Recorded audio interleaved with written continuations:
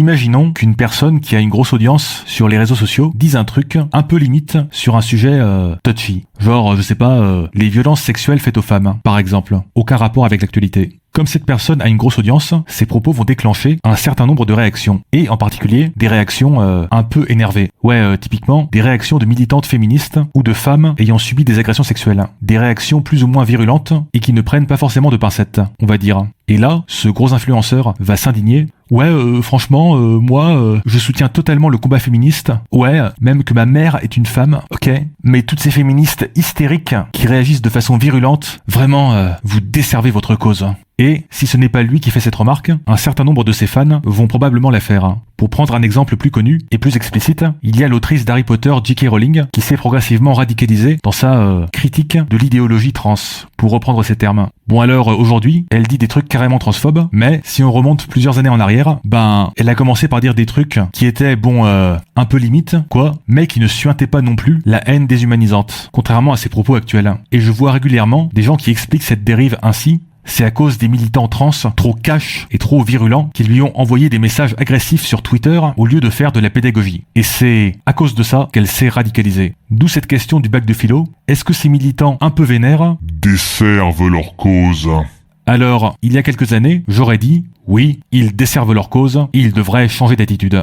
Mais mon avis sur la question a pas mal évolué. Bon alors, il existe des situations où il peut être stratégiquement pertinent d'avoir une approche virulente et offensive, mais ce n'est pas vraiment de ça dont on va parler ici. Parce que dans ce genre de situation, la majorité des gens qui ont des réactions énervées, c'est juste parce qu'ils sont sincèrement énervés, tout simplement. Et pas parce qu'ils sont dans une stratégie de jeu d'échecs en 5 dimensions de Sun Tzu de Machiavel, toi-même tu sais. Donc le but ici, c'est surtout d'exprimer sa colère ou son agacement, et pas tellement de faire changer d'avis la personne. Bon, et du coup, est-ce qu'il serait pertinent d'aller leur dire « Voyons mesdames, contrôlez vos émotions, ce n'est pas ainsi que vous ferez changer d'avis, cet influenceur banalement sexiste. Vous desservez votre cause, il vous faut faire preuve de retenue et de pédagogie. » Bon, déjà, ce serait un petit peu gênant de dire ça, vu qu'il est tout à fait légitime de s'énerver lorsqu'on subit des comportements sexistes de manière répétée, et ce serait d'autant plus gênant de la part de quelqu'un qui ne subit pas le sexisme au quotidien. Mais de toute façon, se lancer dans cette direction, c'est vraiment comme essayer de vider l'océan à la petite cuillère. Non, parce que là, pour préserver le petit cœur fragile de notre gros influenceur, il faudrait convaincre l'intégralité des personnes présentes sur les réseaux sociaux de ne surtout pas avoir un mot plus haut que l'autre avec lui. Et tant qu'il y aura du sexisme, de l'homophobie, de la pauvreté ou des trucs du genre, il y aura toujours un stock infini de personnes tout à fait légitimes à s'énerver lorsque quelqu'un raconte de la merde sur les sujets qui les concernent.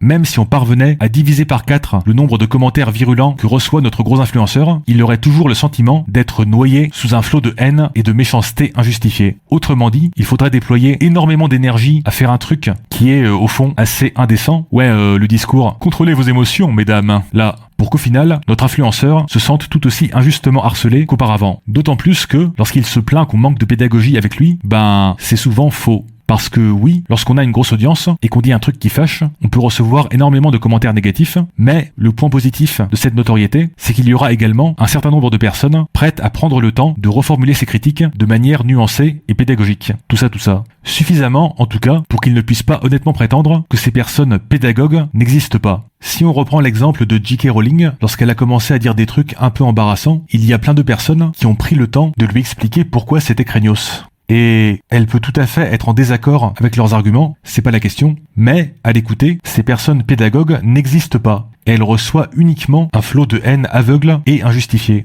Du coup, c'est quoi le but là? Essayer de comprendre la nature de la critique, quitte à ne pas être d'accord, ou se poser en victime face à une foule virtuelle avec des pics et des torches. Autrement dit, pouvoir prétendre que la critique qu'on nous fait est invalide parce qu'elle ne serait portée que par des commentaires agressifs et lapidaires, et rien d'autre. Bon alors déjà, une critique agressive peut tout à fait être pertinente, mais sans même aller sur ce sujet, la plupart du temps, prétendre qu'il n'y a que des critiques agressives, c'est tout simplement faux. Dans une polémique où je jouais le rôle du pédagogue bénévole, on m'a même fait comprendre que, oui, toi, Vlanx, tu es gentil et pédagogue, mais hélas, je ne peux pas entendre cette critique, parce que d'autres personnes me font la même critique de manière méchante. Autrement dit, il faudrait d'abord que j'aille convaincre toutes les personnes qui réagissent avec énervement de bien vouloir se calmer, et là, on parle de centaines de personnes, voire davantage, Quand bien même je considérerais leur énervement comme légitime, vu leur situation personnelle, et donc cet appel au calme comme légèrement indécent, Et une fois que toutes ces personnes se seront calmées et ne tiendront plus un mot plus haut que l'autre, là, à ce moment, peut-être, éventuellement, monsieur le gros influenceur daignera prêter attention au fond de la critique. Et à ce stade-là, il convient peut-être de dire fuck, non, et de réaliser que le problème, ce n'est pas qu'il existe des réactions virulentes, ce qui est quasiment inévitable dans un grand nombre de situations, mais plutôt que cette personne n'a pas vraiment envie de se remettre en question, au fond. Parce que toutes les personnes à grosse audience qui ont changé d'avis sur certains sujets, oui, ça existe, vous pensez qu'elles n'ont reçu aucun commentaire négatif de la part de gens légitimement énervés? Et pourtant, ça ne les a pas empêchés, au minimum, d'échanger avec les personnes qui avaient le temps et l'énergie de reformuler la même critique de manière plus pédagogique. Bref, jadis, j'avais plutôt tendance à dire « Enfin, braves gens, modérez vos propos, vous desservez votre cause ». Mais, vu tous les éléments que j'ai mentionnés ici, à présent, j'aurais plutôt tendance à dire à la personne à grosse audience qu'on critique, cette fois, si tu utilises le fait qu'une critique est formulée de manière énervée pour ne pas tenir compte de cette critique, quand bien même d'autres personnes prennent le temps de reformuler cette même critique de façon plus pédagogique, c'est peut-être que t'as juste pas envie de considérer le fond de la critique. Et c'est son droit, après tout. Mais juste, faut pas venir prétendre que c'est à cause de militants énervés qui desservent leur cause.